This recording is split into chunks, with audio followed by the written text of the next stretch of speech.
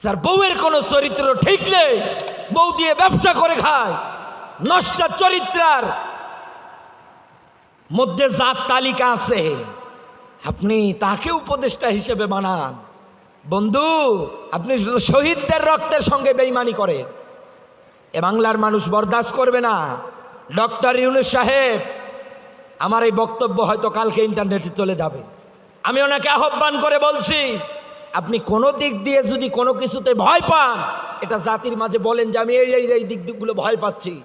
দেখবেন এদেশের 64টা জেলার লক্ষ লক্ষ কোটি কোটি মানুষ আপনার পাশে দাঁড়াবে। এ বলছে যে আমি বিচার চাই। যখন ছাত্রদের আলেমদের মারা হলো, এই সরোয়ার ফারুকী বলেছে শাহবাগের চত্বর জঞ্জাল মুক্ত হয়ে গেল। যেই লোক তার জবান দিয়ে এ কথা বের হতে পারে, এ ৯৬% মুসলমানের দেশে ওকে উপদেষ্টা বানালো কে? আমার তো বুঝে আসে না। আল্লাহ পাক বলেন, ইন্নাল্লাযীনা কাফারু সাওয়াউন আলাইহিম আনযারতাহুম আম লাম তুনযিরহুম। বলেন আল্লাহু আকবার। সূরা বাকারা ২য় নাম্বার সূরা ১ম নাম্বার পারার ১ম নাম্বার পৃষ্ঠার ১ম নাম্বার রুকুর এটা পাবেন আপনি ৬ নাম্বার আয়াতের ব্যাখ্যা। আল্লাহ পাক নবীজিকে জানাচ্ছেন, ইন্নাল্লাযীনা কাফারু, হে নবী নিশ্চয় যারা কাফের, ওয়াল্লাযীনা কাফারু ওয়া কাযযাবু বিআয়াতিনা, এই দুনিয়ার ময়দানে আল্লাহর কোরআনের ব্যাখ্যা, দুনিয়ায় যারা আল্লাহর কিতাবের আয়াতগুলো চিহ্ন নিদর্শনগুলো পাওয়ার পরে অস্বীকার করে, দুনিয়ায় যারা মানে না আল্লাহর কোরআনের ব্যাখ্যা, এই মানুষগুলোই হচ্ছে দুনিয়ায় কাফের। এ কথা কার? আরো জোরে বলেন। আল্লাহ পাক নবীজিকে এটাই জানিয়েছে, হে নবী নিশ্চয় দুনিয়ায় যারা কাফের আছে এদেরকে আপনি কোরআন দিয়ে সতর্ক করেন আর না করেন, ডাকেন আর না ডাকেন, নবী দুইটাই সমান। নবী কোনো দিন এরাই জমিনের ময়দানে ঈমান আনবে না। এ কথা কার? এই বাংলাদেশে আমরা হাজারো নির্যাতন সহ্য করলাম, দীর্ঘ ১৬-১৭টা বছর ধরে আপনার আমার বাক স্বাধীনতাটা পর্যন্ত দুনিয়ায় যারা আদায় অধিকার হিসাবে আদায় করতে দেয়নি, এই জমিনে একটার পর একটা জুলুম নির্যাতন আপনার আমার উপরে চালিয়েছে। এই দুনিয়ার ময়দানে এই মানুষগুলোকে তো কোরআনের পথে আহ্বান করা হয়েছিল, ডাকা হয়েছিল, হাজারো কোরআনের বিধান দিয়ে তাদেরকে দেশ চালানোর কথা বলানো হয়েছিল। একথা বলে না কেন? সব দিক দিয়ে সর্বক্ষেত্রে তাদেরকে ডাকা হয়েছে। আপনি তাকিয়ে দেখেন, এই মানুষগুলোর নামের আগে মোহাম্মদ মুসাম্মদ একাধারে সুন্দর করে লাগানো আছে।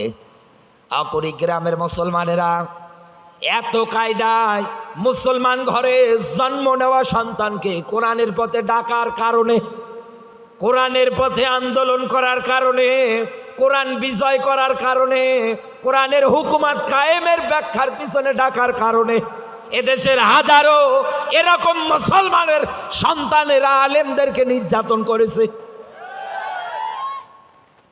একাধারে ধরে ধরে রিমান্ডে নিয়েছে, জেলে ভরিয়েছে। আলেমরা তো এ কথা জানতো যে হে নবী, কাফের যারা হবে তাদেরকে ডাকলেই কি আর না ডাকলেই কি? এই আয়াতটা আপনার জন্মের হাজার হাজার বছর পূর্বের আয়াত। এরপরেও আপনি মিলিয়ে দেখেন, এখন থেকে শুরু করে যদি ধরেন কিয়ামতের আগ পর্যন্ত যত আলেম আসবে মানুষের মাঝে, যারাই কোরআন দিয়ে কথা বলতে যাইবে, ওরা সঙ্গে সঙ্গে আয়াত পড়ে পড়ে ব্যাখ্যা দেবে। কারণ দুনিয়ার ময়দানে কাফের যারা হয়, বেঈমান যারা হয়, তাদেরকে আপনি যতই কোরআনের পথে ডাকেন না কেন, ওরা কোনোদিন আপনার ডাকে সাড়া দেবে না, ওরা আসবে না ইসলামের পথে, ওরা মানবে না এই কিতাব। বরং তারা তাদের জবান দিয়ে একটাই স্লোগান দেবে। আবু জাহেল যেমন আজ থেকে হাজার হাজার বছর আগে বলেছিল, আল গাউ ফিহি লাআল্লাকুম তাগলিবুন। সূরা হামিম সেজদা ৪১ নম্বর সূরা ২৪ নম্বর পারার এটা পাবেন আপনি ২৬ নম্বর আয়াতের মাঝের অংশে। আবু জাহেল যেমন ওর জবান দিয়ে বলেছিল, সব চলুক, আব্দুল্লাহর বেটা মোহাম্মদ যেন কোরআন বলতে না পারে। এই বাংলাদেশে আপনি মিলিয়ে দেখেন, এই আবু জাহেলের মতো হাজারো ক্যারেক্টার অনেক মুসলমানের মধ্যে পাওয়া যায়। আপনি তো মুসলমানি দাবি করলে হয় না। আপনি কে নিয়ে মুসলমান দাবি করেন আমার বুঝেও আসে না। কিভাবে আপনি নিজেকে মুসলিম দাবি করে বসে আছেন? হয়তো বলবেন যে গরুর গোশত খাই, সুন্নাতে খাতনা করে দিয়েছে ছোটবেলায়, এই নিয়ে দাবি করেন মুসলমান। অথচ আল্লাহর কিতাব বলে মুসলমান শব্দের শাব্দিক অর্থ তো আত্মসমর্পণকারী, স্যালেন্ডারকারী। আপনাকে আমি কিতাবের পথে ডাকছি আর আপনি ঘাড় বাঁকা করে দৌড়ান।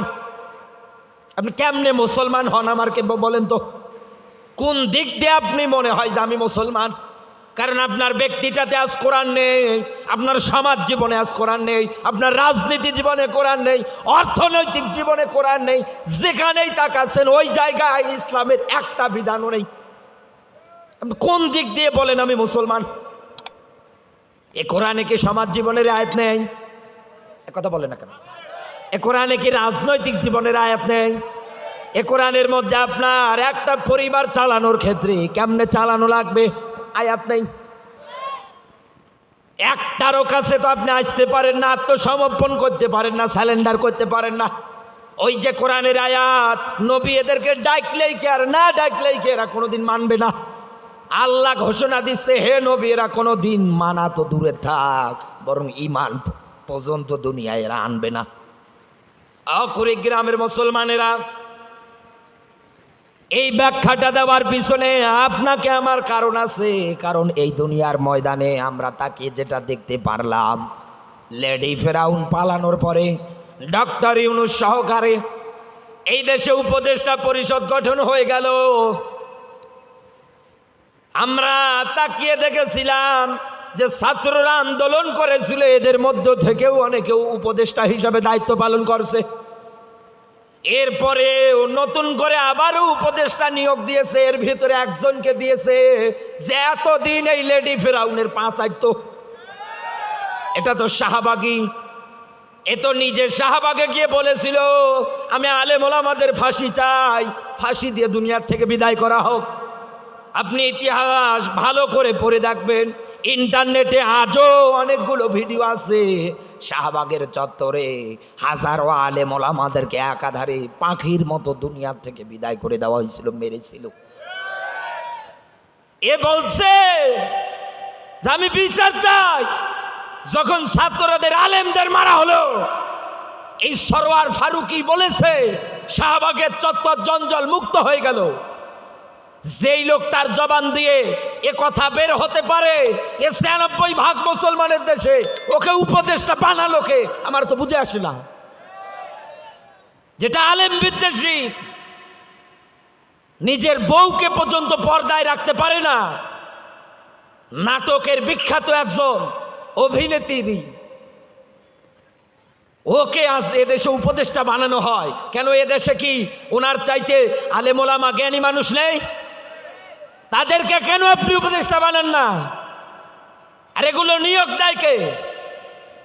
এমন এমন লোকগুলোকে আপনি আজ উপদেষ্টার দায়িত্ব পালনে পাঠাচ্ছেন, যারা এতদিন এদের পাশে যে বলেছিল আল্লামা সাঈদীর ফাঁসি চাই। যেই লোকটা রমজান মাস হলে উমরায় একাধারে থাকতো,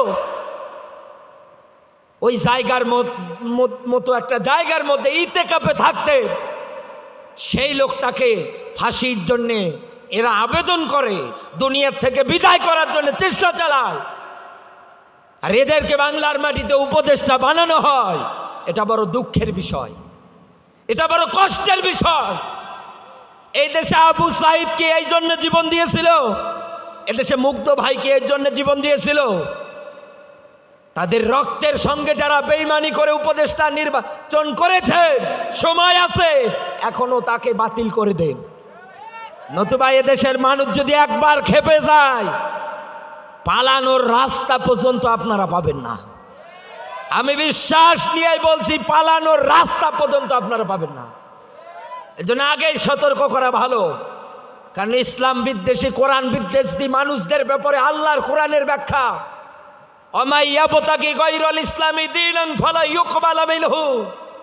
দুনিয়ায় ইসলাম বাদ দিয়ে, কোরআন বাদ দিয়ে বান্দা যেটাই করবে কবুল করবে না কে? আরো জোরে বলেন কে? একটাও আল্লাহ কবুল করবে না। আপনি রাজনীতিটাও তো ইসলাম বাদ দিয়ে করেছেন, মানুষের পাশ হেঁটেছেন, গোলামি করেছেন। আল্লাহর কোরআনের ব্যাখ্যা আপনার জীবন জিন্দেগি ইবাদত বন্দেগি একটাও আল্লাহ কবুল করে না। আহুয়া ফিল আখিরাতি মিনাল খাসিরিন।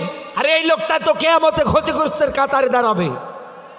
তাহলে এই লোকটার নেতৃত্ব কেন বাংলার মাটিতে আমরা মানব? এই লোকটাকে কেন আমরা ওই সম্মানিত একটা জায়গায় বসিয়ে অপমানিত করব? আপনি কেন তাকে ওই জায়গায় বসালেন? স্যার, বউয়ের কোনো চরিত্র ঠিক নেই, বউ দিয়ে ব্যবসা করে খায়, নষ্ট চরিত্রার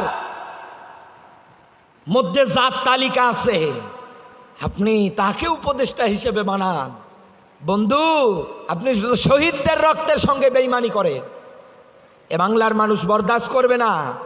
ডক্টর ইউনূস সাহেব, আমার এই বক্তব্য হয়তো কালকে ইন্টারনেটে চলে যাবে, আমি ওনাকে আহ্বান করে বলছি, আপনি কোনো দিক দিয়ে যদি কোনো কিছুতে ভয় পান, এটা জাতির মাঝে বলেন যে আমি এই দিকগুলো ভয় পাচ্ছি।